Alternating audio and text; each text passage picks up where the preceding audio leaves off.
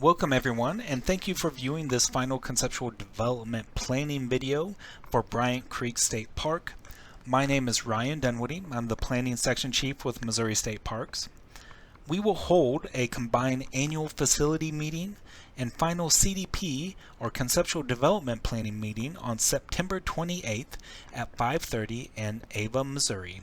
For those of you unable to attend in person, I will cover the same information presented at that meeting in this video.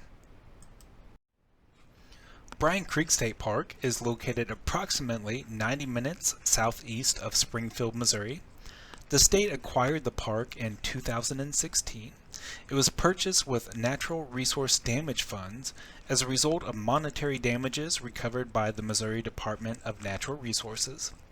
Today, the park encompasses approximately 2,900 acres, and the status of the facility is currently closed to the public. Just a quick overview on conceptual development plans, which are also known as CDPs for short. CDPs guide the future use and development at each state park and historic site. They support the mission and direction at each facility, and the plans outline area use, site goals, development objectives, and research needs, all while taking into consideration the significant natural, cultural, and recreational resources on site. Also, these are long-range plans with a 20-year outlook into the future. There is a planning process that we follow when creating a CDP.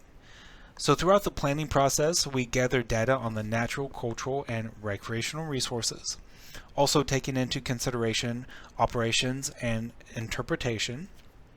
We held 2 public meetings with input opportunities and then combined that information together to help us develop the final conceptual development plan, and that is what we are presenting in this video. Let's take a look at the mission for Bryant Creek State Park, which is to provide natural resource stewardship that preserves the high-quality, mature pine oak woodland and forest ecosystems, rehabilitates the recently logged acres and restores the knob-top glades, benefits the surface and groundwater recharge areas of Bryant Creek, protects cultural elements, and provides nature-oriented outdoor recreation opportunities that will offer the opportunity to experience and appreciate the natural resources provided by the area. We also have 4 site goals for Bryant Creek State Park. First is to restore and preserve the natural and cultural resources located within the park's boundaries. 2, provide recreational opportunities and public use facilities compatible with the park's mission, resources, and public needs. 3, provide adequate orientation and interpretive facilities to enhance visitor experience. And 4, provide administrative support facilities to ensure successful operation and maintenance of the park. Here you can see the final conceptual development planning map for Bryant Creek State Park, but before we dive into the development objectives, let's take a look at the development theme for the park. And the development theme, which comes from the final conceptual development plan, states, to best support preservation and restoration efforts, development should remain minimal in nature, establishing a limited development trails-oriented park. Now, Bryant Creek State Park is separated really into 2 sections. We have the northern section and the southern section, and that is divided by Highway N. Let's take a look at the southern section first. First, we have the South Day Use area. Some of the features to be developed within the area include, but are not limited to, parking, equestrian parking, hitching post, waste bin, a trailhead, picnic tables, vault toilet, potable water, as well as informational and interpretive kiosks. Next, we have the multi-use trail system, which will be a shared trail system that allows hiking, biking, and equestrian use. And this blue bubble or line really just indicates that those trails will be located somewhere within that boundary. Next, we have the North Day Use Area. Some of the features to be located within this area include parking, trailhead, picnic tables, vault toilet, potable water, as well as informational and interpretive kiosks. Next, we have the hiking only trail system, and again, the red bubble or outline really just indicates that that trail system or network of trails will be located within its boundary. So this trail system will have at least one connector trail with designated backpack campsites along that trail system, excluding the area near Coon Dim Bluff, here identified on the map. Furthermore, we have the ADA Leisure Trail, which will be located in the North Day Use Area, and that will be a paved trail loop. Next, we have the camping area, which will include primitive campsites with fire rings and picnic tables. The area will also house a vault toilet, potable water, and a secondary trailhead. Next, we have the service area that encompasses the area surrounding the Simpson house as well as the barn. And then finally, we have a wild area.